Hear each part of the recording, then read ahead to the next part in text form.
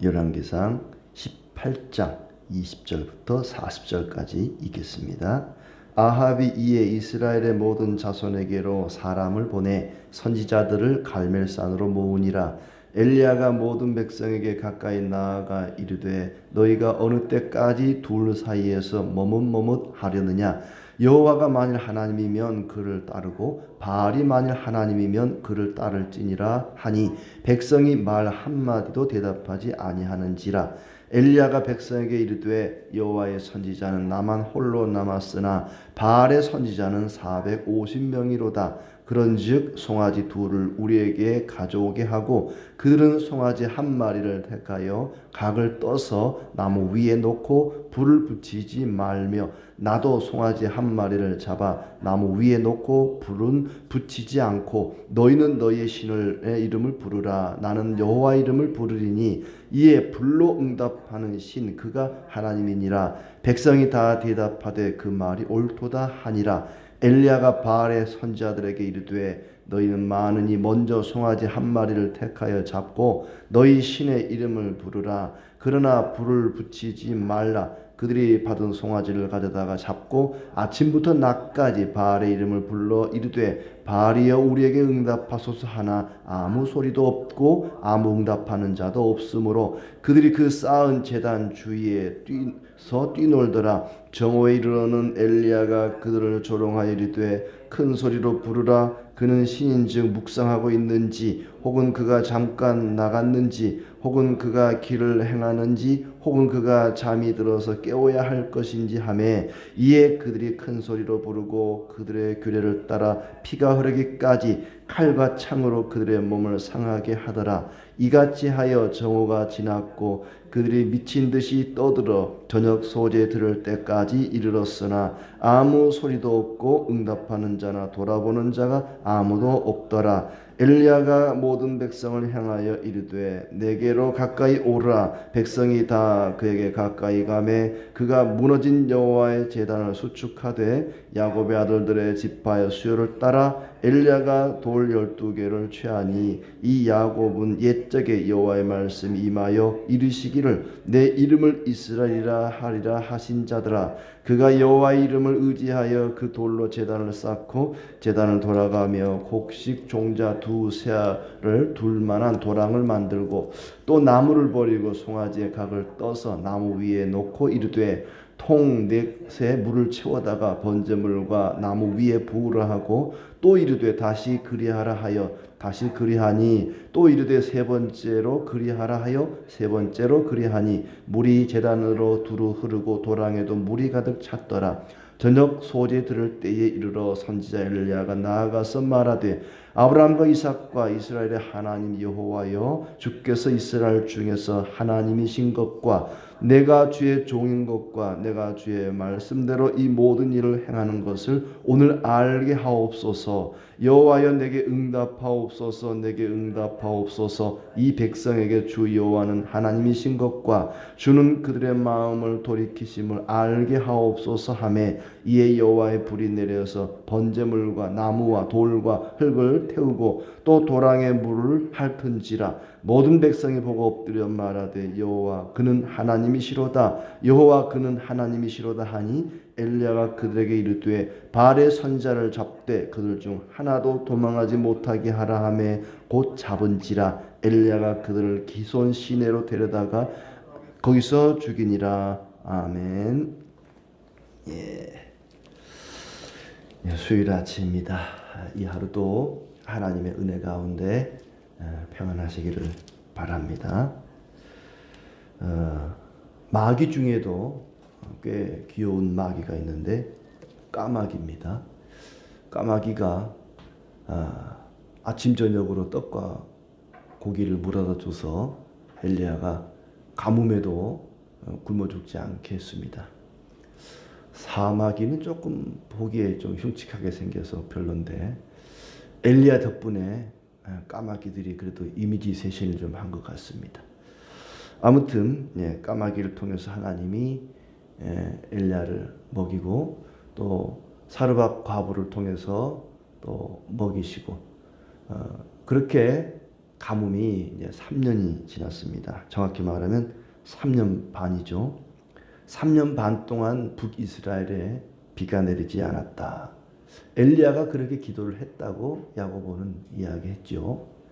이제 3년 후에 엘리야에게 아합을 찾아가도록 합니다. 18장 1절 많은 날이 지나고 제3년에 여호와의 말씀이 엘리야에게 임하여 이르시되 너는 가서 아합에게 보이라. 내가 비를 지면에 내리리라. 하나님께서 드디어 비를 내리겠다고 아합을 찾아가게 합니다. 굉장히 기근이 심했었죠. 그때 왕궁에서는 이제 아합 왕이 오바댜라는 신하를 부릅니다. 이 오바댜는 누구냐면 여호와를 지극히 경외하는 신하라고 3절에 이야기하고 있습니다.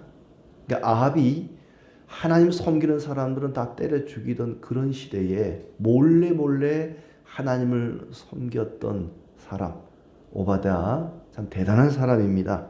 왕궁에 있으면서도 등잔 밑이 어둡다고 아합은 가장 가까이에 있는 오바댜가 하나님을 지극히 경외하는 자라는 것을 아마 몰랐던 것 같아요. 그런 어마무시한 악한 왕 아합과 이세벨 밑에서 오바댜는 하나님을 지극히 경외하는 믿음의 사람이었습니다. 이런 사악한 환경 속에서도 신앙을 지켜가는 것이 참 대단하죠. 노아 같은 경우도 그랬죠. 주변 사람들이 다 미쳤다고 하나님을 부인하는 그런 시대에 하나님을 경외하는 경건한 삶을 살았고, 또 우상천지인 갈대아 우르에서 하나님의 명령에 순종했던 아브라함 같은 사람, 열악한 환경이지만은 그 속에서도 믿음을 지켜갔던 신실한 사람들입니다. 오바댜가 그렇습니다. 이세벨이 선지자들을 멸할 때 오바댜가 50명씩 100명의 하나님의 사람들을 동굴에 숨기고 먹을 것으로 그들을 섬겼다고 이야기합니다. 자기가 할 수 있는 그 자리에서 최선을 다해 하나님을 섬기는 것이 진정한 멋진 성도 아니겠습니까? 엘리야같이 뛰어난 드러난 믿음의 사람도 필요하지만 이렇게 숨어서 자기에게 주어진 역할을 잘 감당하는 이런 사명자도 하나님 나라에는 필요한 것입니다.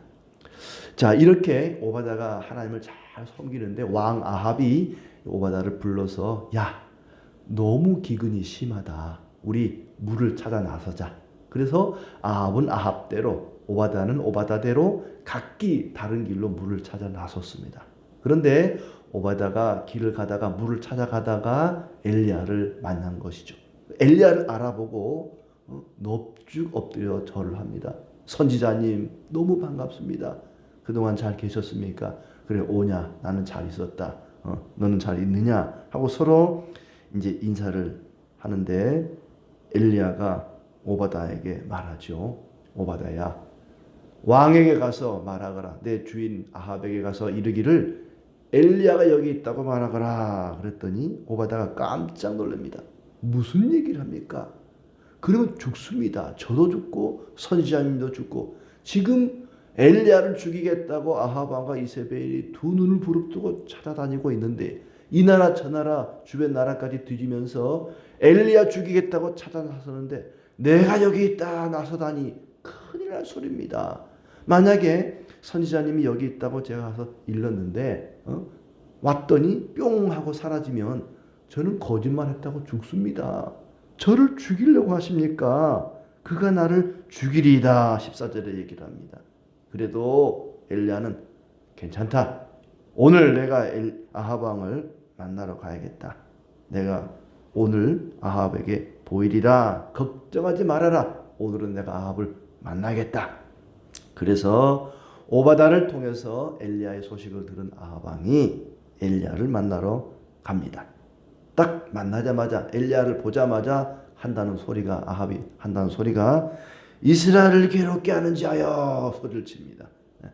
이스라엘을 괴롭게 하는 자여. 그랬더니 엘리야가 맞받아치기를 반사 내가 아니라 당신과 당신의 아버지가 이 나라를 이 백성들을 괴롭게 했습니다.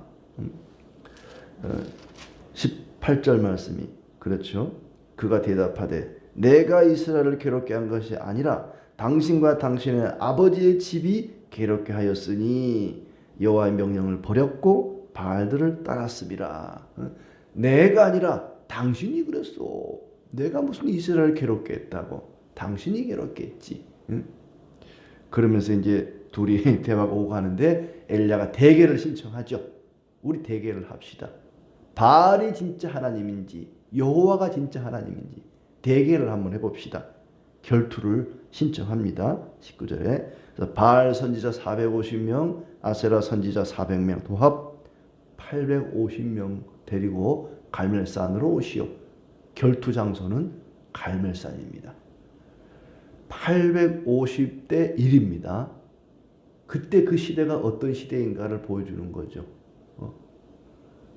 여호와를 섬기는 사람보다 바알을 섬기는 사람이 우상을 숭배하는 자가 850배나 많은 시대였습니다.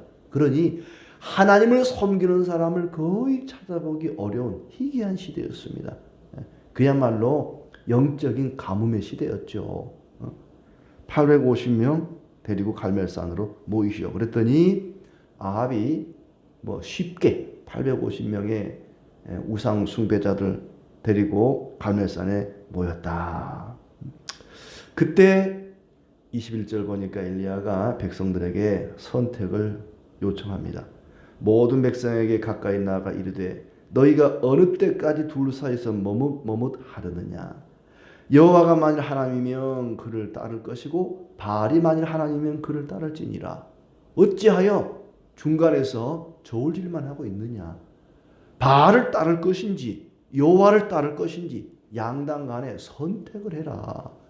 이것도 아니고 저것도 아니고 양다리 걸치지 말고 분명한 선택을 해라. 하나님 제일 싫어하는 게 이 양다리입니다. 양다리. 양다리가 아니라 양다리. 세상도 섬기고 하나님도 섬기고 세상도 좋고 하나님도 좋고 양다리 걸치면 어찌 돼요? 나중에 뭐가 찢어집니다. 하나님만 섬기기를 바라는 마음으로 너희가 어찌하여 중간에서 머뭇하려느냐. 하나님만 섬기든지 바알을 섬기든지 결단을 해라. 그러니까 일의 결과가 있기 전에 어느 쪽에 불이 떨어질 것인지 보기 전에 결정을 해야죠. 불 떨어진 뒤에 결정하는 거 누가 못해요 그거. 양당 간에 결정을 해라. 선택을 요청하고는 엘리야가 얘기하기를 각자 나무를 쌓아놓고 제단 위에 나무를 벌려놓고 송아지 한 마리씩 각을 떠서 올려놓고 기도해서 불이 떨어지면 그쪽이 진짜 신이다. 너희 쪽에 불이 떨어지면 바알이 진짜 신이고 여호와께 간구하는 내가 벌려놓은 이 송아지 위에 불이 떨어지면 여호와가 진짜 하나님이다. 오케이. 백성들이 인정했습니다. 인정합니다. 근데 궁금한 게 생겼어요. 양쪽 다 불 떨어지면 어떡하지? 이제 이런 생각 들었는데 그런 일이 일어나지 않았습니다. 백성들이 좀 야갔죠. 불 떨어진 뒤에야 누가 하나님인지 누가 모르겠어요. 그때는 쉽게 결정하죠. 불 떨어지기 전에 결정했어야 그게 진짜 믿음이죠. 아무튼 그렇게 합시다. 오케이 하고 각자 이제 기도하는데 엘리야가 먼저 하라고 양보합니다. 너희들이 숫자가 많으니까 너희가 먼저 해라. 그래서 이 바알의 선지자들이 먼저 자기 신의 이름을 부릅니다. 불은 붙이지 말고 송아지를 각 떠서 제단 위 나무를 벌려놓고 그 위에서 이제 기도해라 해서 송아지를 가져다가 아침부터 낮까지 바알의 이름을 불렀습니다. 아무 소리도 없고 응답도 없었다. 그러자 엘리야가 그들을 조롱합니다. 27절에 엘리야가 그들을 조롱하여 이르되 큰 소리로 부르라. 혹시 묵상 기도하고 있는지 모르겠다. 바알이 졸고 있는지 모르니까 그를 깨우려면 큰 소리를 해야 될 거 아니냐. 그가 잠깐 외출했는지 모르겠다. 그가 길을 행하는지 잠이 들어서 깨워야 할지. 그러니 큰 소리로 해라. 아무 이제 대답이 없으니 조롱하는 거죠. 그랬더니 아니나 다를까 이 사람들이 더 큰 소리로 온갖 뭐 꽹가리를 울려대면서 자기 몸을 막 칼로 상해가면서 자학을 하면서 저녁 때까지 기도를 한 겁니다. 자기들 나름대로. 그래도 저녁까지 해도 아무 응답이 없었다. 그들이 미친 듯이 떠들어 저녁 소리 들을 때까지 이르렀으나 아무 소리도 없고 응답하는 자나 돌아보는 자가 아무도 없더라. 전혀 응답이 없습니다. 이때 이제 엘리야 순서가 된 겁니다. 이제 엘리야는 믿자 본전이죠. 뭐 어차피 바알 쪽에 불 안 내렸으니까 먼저 한 게 사실 불리했어요. 그게 먼저 한 게 유리한 게 아니에요. 불이 안 내리니까 드디어 이제 30절부터 엘리야가 합니다. 엘리야가 백성들에게 제단을 쌓게 하고 도랑을 파괴하고 물을 붓게 하고 거기다가 여호와의 이름을 불러서 기도를 하는데 36절 말씀 선지자 엘리야가 나아가서 말하되 아브라함과 이삭과 이스라엘의 하나님 여호와여 주께서 이스라엘 중에서 하나님이신 것과 내가 주의 종인 것과 내가 주의 말씀대로 이 모든 일을 행하는 것을 오늘 알게 하옵소서 하고 여호와여 내게 응답하소서 내게 응답하소서 이 백성에게 주 여호와는 하나님이신 것과 주는 그들의 마음을 돌이키심을 알게 하옵소서 하면서 기도합니다. 그랬더니 38절에 불이 내렸습니다. 불이 내려서 온통 도랑의 물까지 다 태워버렸다고 이야기합니다. 그때 백성들이 드디어 여호와 하나님을 인정합니다. 39절 모든 백성이 보고 엎드려 말하되 여호와 그는 하나님이시로다. 여호와 그는 하나님이시로다. 그리고 이제 바알의 선지자들을 죽였다 하는 얘기죠. 참 우리는 우왕좌왕해서는 안 됩니다. 하나님을 믿을 것인가 말 것인가 뭐 고민할 필요도 없습니다. 기적을 보고 믿는 거 그건 누가 못하겠습니까? 기적이 없을지라도 우리는 주님을 믿어야 합니다. 또 다른 어떤 능력을 구할 것이 아니라 예수 그리스도의 부활의 능력만 보고도 그 하나님이 지금도 우리를 붙들고 계시는 능력의 하나님이신 것을 믿어야 할 것입니다. 하나님은 그런 능력의 하나님이십니다. 그리고 이제 41절부터 마지막 절까지는 엘리야가 하나님께 간절히 기도합니다. 비를 내려달라고 기도하는 것이죠. 갈멜산에 내린 것은 비가 아니었습니다. 불이었습니다. 착각하면 안 됩니다. 그때 갈멜산에 내린 것은 불이었고 아직 비는 안 왔잖아요.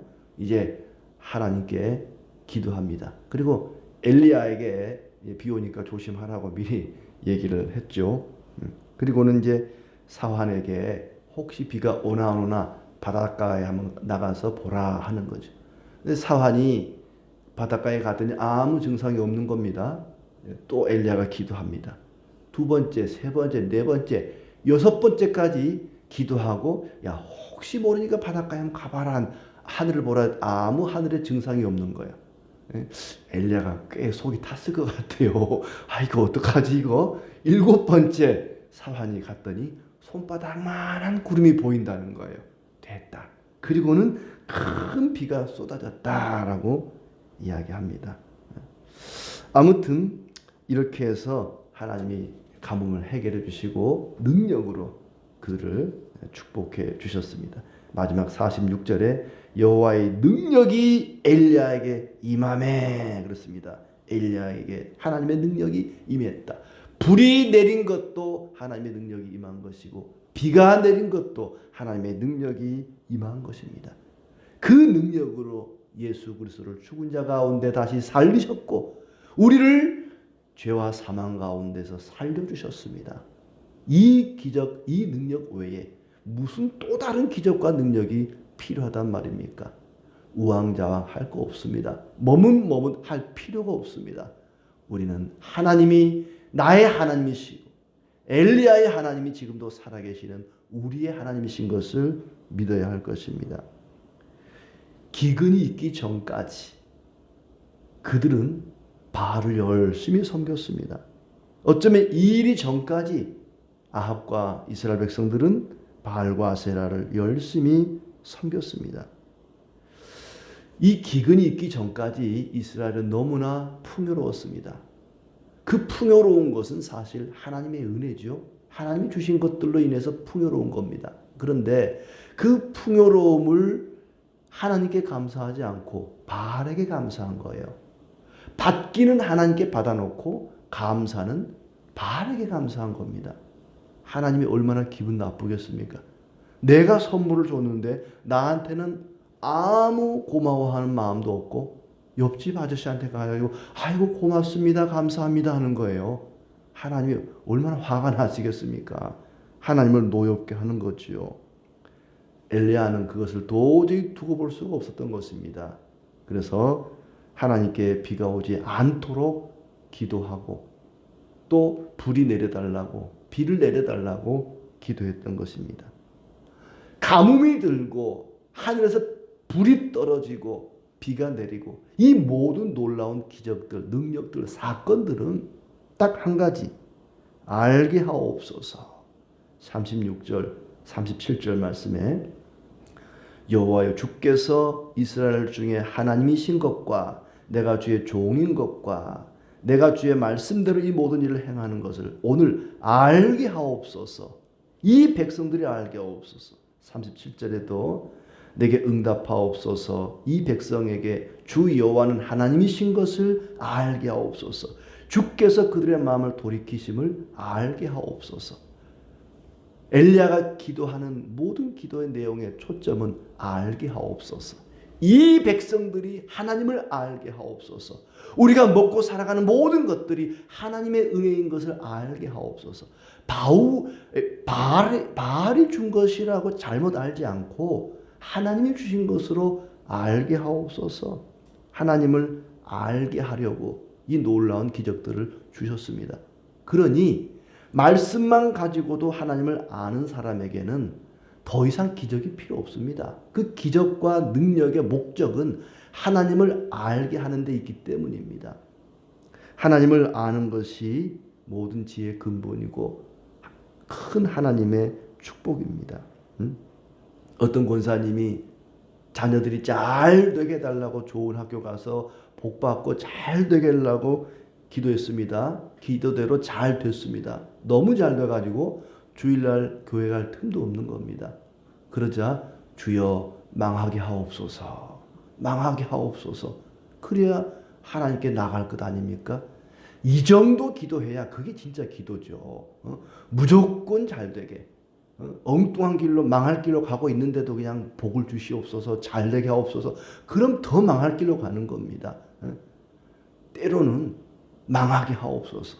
하나님을 멀리하고 부인하고 악한 길로 간다면 하나님 다리 몽둥이를 분질러서라도 옳은 길로 가게 하옵소서. 이 정도 기도해야 그 진짜 기도 아니겠습니까? 죽이지는 말고 그냥 조금만 좀 다치게 해주세요. 뭐 이 기도하든지 그렇게 해서라도 하나님을 알게 하옵소서. 이게 진짜 기도라고 생각을 합니다. 엘리야 같은 사람도 필요하지만 오바다 같이 숨어서 주의 일을 감당하는 이들도 필요합니다. 아무쪼록 오늘도 우리의 자리에서 하나님을 확실히 믿고 의지하고 하나님의 능력 가운데 내게 주어진 사명 잘 감당하는 복된 성도들 되시기를 축복합니다.